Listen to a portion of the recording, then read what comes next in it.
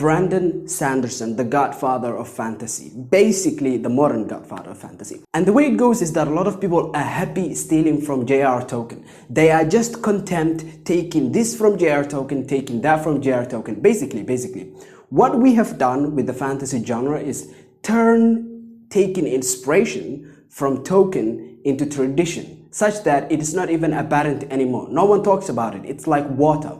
Taking inspiration from Tolkien is like water. And this is the issue, right? Brandon Sanderson solves this problem perfectly because he shows that you can try something new in the fantasy genre. He shows that you can do something new with the fantasy genre and take the risk, and it will pay off.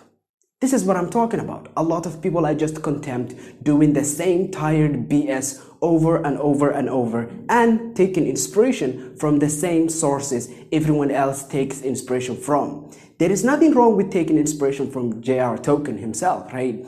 As I have said before, there's really nothing wrong with that. The issue is too much inspiration taken, okay? There's too much inspiration being taken from J.R. Tolkien. Let's stop that. And Brandon Sanderson shows us that we can actually stop doing that. We can actually absolutely stop doing that and still be ludicrously critically acclaimed. In all of his books, Brandon Sanderson, at no point in his worlds does he take any major inspiration from J.R. Tolkien.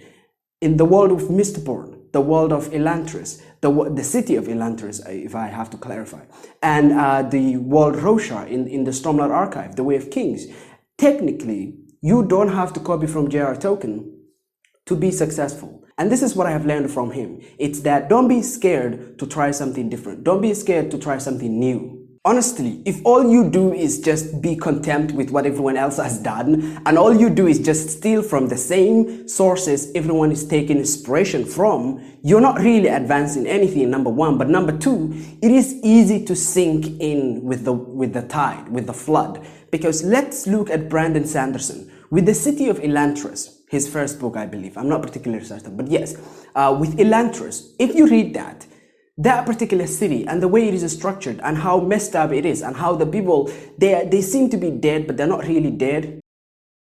All of this does not scream Lord of the Rings, but take the wizard's first rule. Everything in there from the beginning to the end screams a terrible version of the Lord of the Rings and all of its tropes.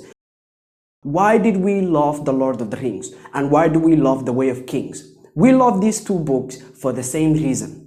Because both of them have tried something different, they have tried something new, and they have done it successfully. With the world of Roshar, for instance, his world basically feels like a mix between fantasy and science fiction. Other people have done this before, but they have only done it, like for instance, Dune.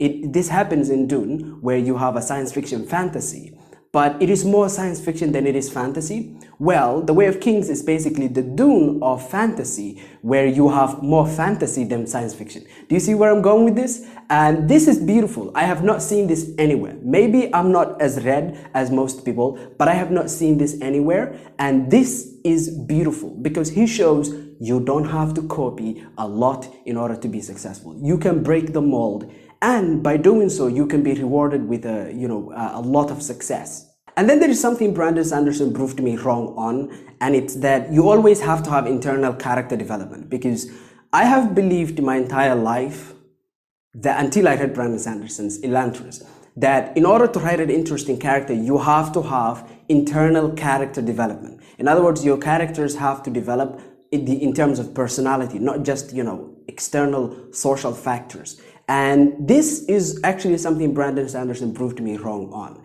specifically with, Raoden, specifically with also Kaladin. And in fact, Kaladin confirmed this particular belief I have. There is a video I've done before of how Brandon Sanderson tests Kaladin and why Kaladin is the perfect flat character. He does not change internally, he changes externally, but he is extremely well tested. And Brandon actually changed my mind on this particular bit, because guess what? I now believe, because of Brandon Sanderson, I now believe testing the character is way more important than having internal character development. I hope that you can understand this. Testing the character is way more important than having internal character development. And this is something I would have never imagined myself saying about 2-3 years ago before I ever read Brandon Sanderson. But now it's something I religiously practice. Kaladin believes in the Stormlight Archive. Kaladin believes I'll protect those who cannot protect themselves. And guess where he is? He is in the Shattered Plains. He's a slave, and he's a war slave. And you know what's gonna happen? You know what's gonna happen? He is surrounded by innocents, and those innocents are abused by people like Sadius. So what is going to happen?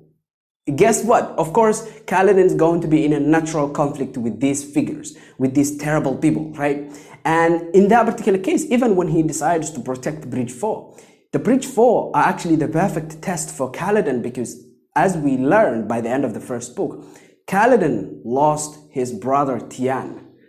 And we know why he lost his brother Tian. And he failed to protect his brother Tian, the innocent, right?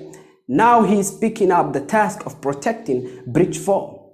Will he fail? Will he succeed? It's a perfect story. It's a mastery. It changed my mind to a point where I now vehemently believe testing the character is way more important than actually having internal character development. And then there is this other problem. A lot of fantasy books feel like they are empty corporate machines. I feel like, a lot of fantasy books, when I read them, they just don't have a flair to them. They don't seem to have any vision. They don't seem to have any style to them. And what I learned from Brandon Sanderson with Mistborn is that you don't really need to have a story that is going to be just another fantasy book. And the reason why I say this is because I don't know if you have felt this before, but pick up a book, a random book about fantasy, and you will feel as if there is really nothing to this story. You will feel as if the author was trying to just write another story. And every time I pick up a Brandon Sanderson story, I don't feel that way. I don't know why, but immediately from the first sentence, there is something that just grabs me. I don't know what it is. This is the feeling I'm trying to communicate. It is that when you see the grass, for instance, I'll just share it with you. An example. When Kaladin, for instance, in The Way of Kings, for the first time, he is in the wagon, there is a description of the outside world. So they're in these particular hills, right? Unclaimed hills. And in that place there is grass, and this grass seems to go back into its root, or it's like hole, like a nail hole, and it pops out when it's safe, it goes back in when it's not safe. There's a signature to that, there's a feeling to that. It's almost the feeling of a discovery. It's like the first time I read the Lord of the Rings. It's capturing something about your story has to be unique. Something about your story has to strike, and it has to strike such that I am blown away in much the same way when I read that description of the grass for the first time in the unclaimed hills. There you go. That is the issue with a lot of fantasy books. They just don't have something like that. I don't know how to describe this in actual words. I cannot put it into words. I just cannot. I cannot. But I can give you an example. And that's a very good example of what I'm trying to get to. So those are the 3 reasons why I love Brandon Sanderson. But number 2, those are actually the 3 things I learned from him. It's fine to try something new. It's good to try something new, right? That has not been done before. But number 2, you also don't need internal character development always. And then you have to have something that strikes the audience about your story. One thing, it's fine, right? In The Way of Kings, it's how the world, Roshar, is alive.